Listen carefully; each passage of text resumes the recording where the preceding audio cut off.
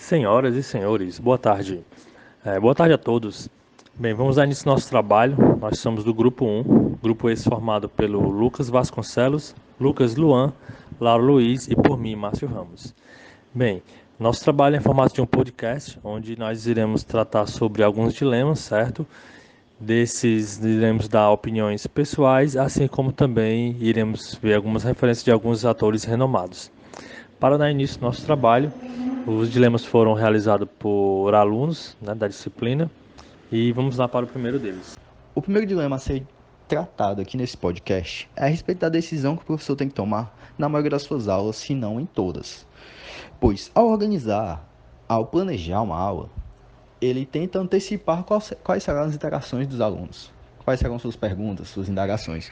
Porém, dificilmente ele irá conseguir prever tudo. E por isso, é algo muito comum, durante ou ao longo de uma aula, os alunos levantarem questões pertinentes e ricas, que podem ser temas transversais ou algo do tipo.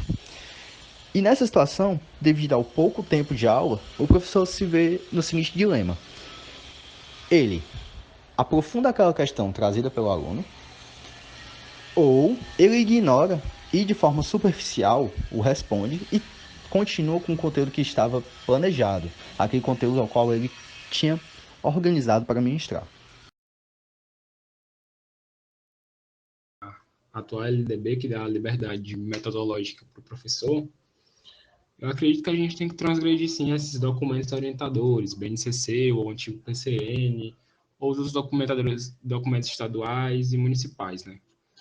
Porque só eles não bastam, e assim como o nome, eles são orientadores, não devem ser reguladores de o que a gente deve nas aulas ou não. Além disso, o Charlot, ele faz a diferenciação do professor de formação e o professor de saber. Sendo um professor de informação aquele que só repete e transmite informações, como a própria educação bancária, como diria Paulo Freire. E o professor de saber é aquele que adapta aqueles saberes à realidade do indivíduo que é o aluno ou aluna, né? E aí o Paulo Freire também traz na pedagogia da autonomia a importância de discutir essas questões de desigualdade que estão relacionadas à vida do indivíduo para uma avaliação e uma educação mais crítica. Além disso, o Charlot, na teoria da relação com o saber, fala que essas questões inerentes ao indivíduo são mais fáceis de serem discutidas nas aulas porque elas que podem mobilizar a participação dele, assim como dar sentido ao conteúdo tratado, o objeto de estudo, né?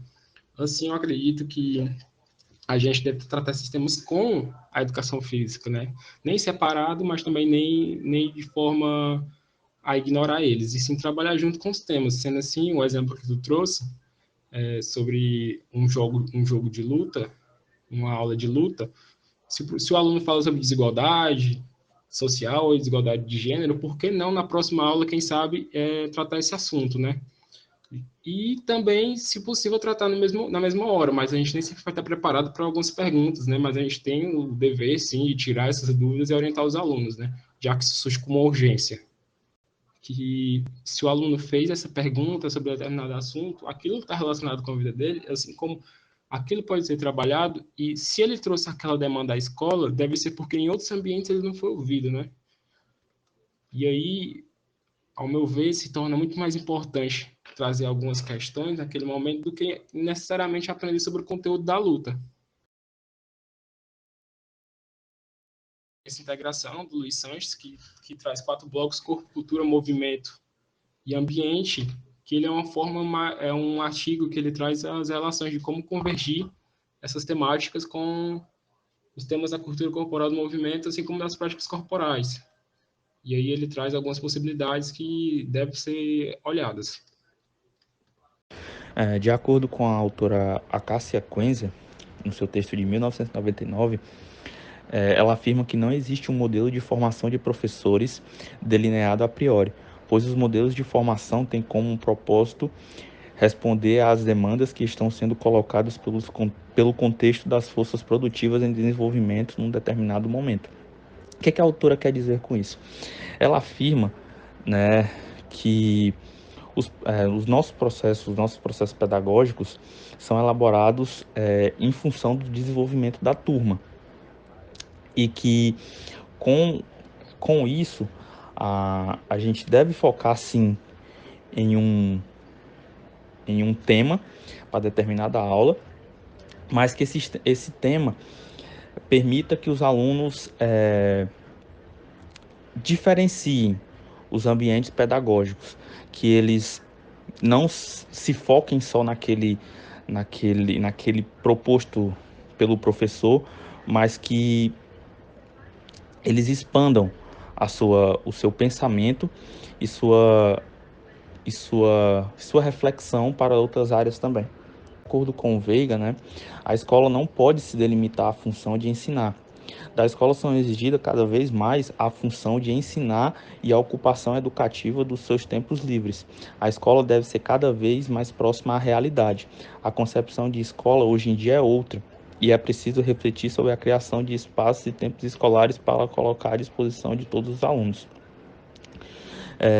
E assim, reafirma o que eu disse anteriormente sobre o texto da Coenza, que os alunos não devem se focar num tema específico, mas sim utilizar daquele tema proposto pelo professor e de todo o seu tempo livre na escola para focar em expandir o seu conhecimento cultural, assim como o seu conhecimento da área pedagógica, exemplificado pelo professor.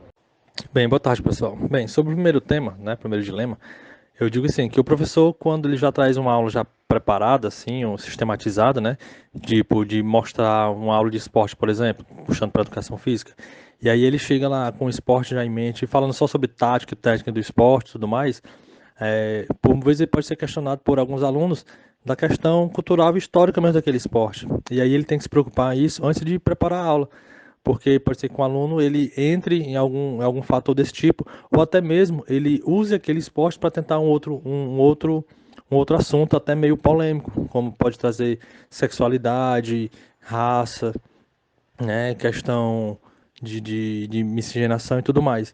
E aí o professor tem que estar preparado para ter essas intervenções e saber se sair. Porque assim, eu acho que ele não deve simplesmente passar o esporte por esporte, simplesmente, mas buscar a parte cultural, a parte da sociedade naquele esporte está inserido, o que aquele esporte está fazendo, o que ele pode fazer para melhorar a vida daquela sociedade na qual ele está inserido. Então, acho que essa deve ser uma preocupação que o professor deve buscar na preparação dessa aula, né?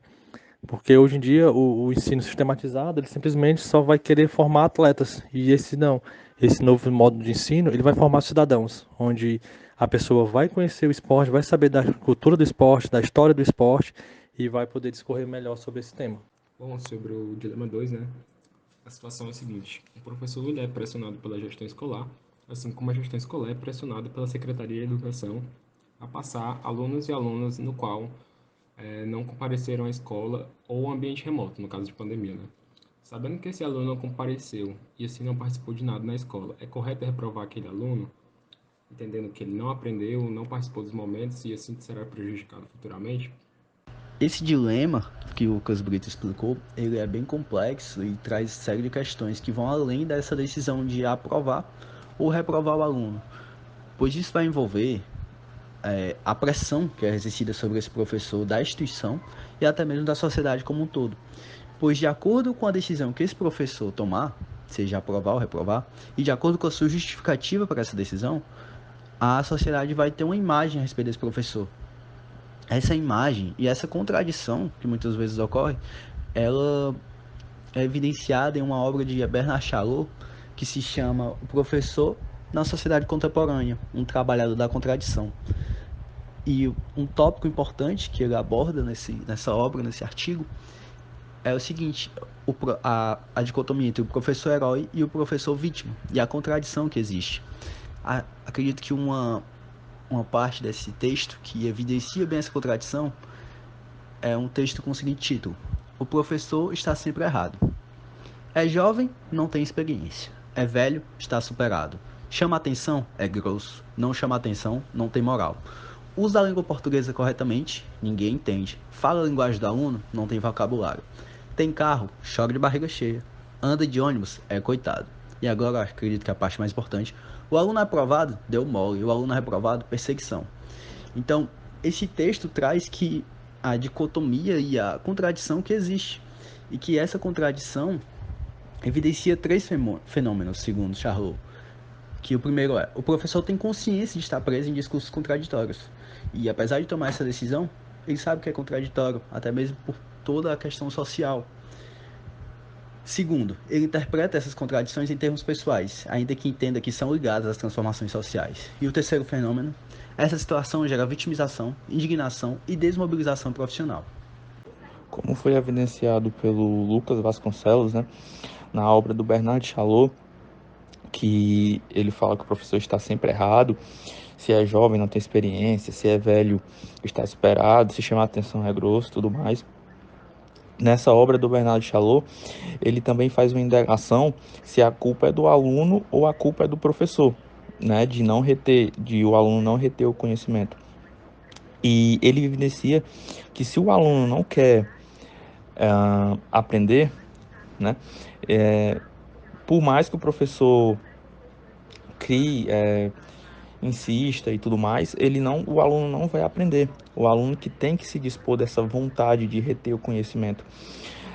Para isso, o professor ele deve pressionar o aluno, deve negociar, procurar novas abordagens do conteúdo ensinado, adaptar o nível de aula e tudo mais, mas se o aluno realmente não quiser dispor daqueles métodos disponibilizados para o professor para fazer